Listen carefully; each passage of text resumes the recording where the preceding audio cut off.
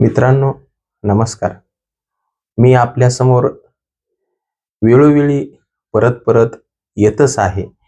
येण्याचं कारण म्हणजे कसं, की आपल्या महाराष्ट्रामध्ये जेवढे संत होऊन गेले, जेवढे महापुरुष होऊन गेले, जेवढे लढवाई होऊन गेले, त्यापैकी एक अतिशय अल्प काळामध्ये आणि डोळे दिपवणारा जर काळ जर कोणता असेल, तर छत्रपती संभाजी महाराजांचा काळ आहे ना मित्रांनो.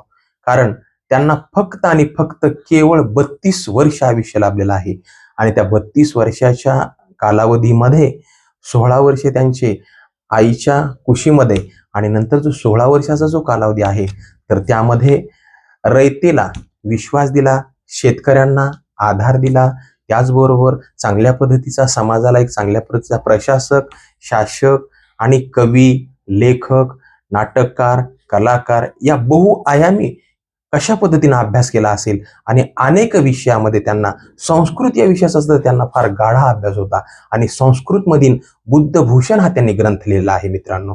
म्हणून आपल्याला त्यांचा अभ्यास करणं, त्यांचा अभ्यास केवळ महाराष्ट्रामध्ये नव्हे, या भारतामध्ये नव्हे, तर आत्ता सुद्धा छत्रपती संभाजी महाराजांच्या विषयावर बाहेरच्या देशामध्ये सुद्धा संशोधन चालू आहे. या व्यक्तीनं अशा पद्धतीने अभ्यास कशा पद्धतीने केला असेल, यासाठी छत्रपती संभाजी महाराजांचं कार्य आपल्या प्रत्येकाने वाचलं पाहिजे, अंगीकारलं पाहिजे आणि तशा पद्धतीनं आपण समाजातील तरुण पिढीला सुद्धा सांगितलं पाहिजे की आपण लढवाया समाजासाठी झालं पाहिजे, शिक्षण समाजासाठी घेतलं पाहिजे आणि समाजाने या इतिहासामधील जे महापुरुष होऊन गेले आहेत, इतिहासामध्ये जे राजे होऊन गेले आहेत, तर त्या राजांचा कार्यकाल आपण वाचून आपण पुढे कशा पद्धतीनं चांगल्या पद्धतीनं मार्गक्रम करूया आणि तरुणांना कशा पद्धतीनं आपण दिशा देऊया, एवढं सांगण्यासाठी हा इतिहास आपण वाचला पाहिजे. या इतिहासामध्ये थोडंसं डोकावलं पाहिजे, कारण जी माणसं इतिहास वाचतात ती माणसं इतिहास विसरू शकत नाहीत आणि जी माणसं इतिहास वाचतच नाहीत ती इतिहास विसरतात. म्हणून मला सांगायचंय की आपण छत्रपती संभाजी महाराजांचं सुद्धा कार्य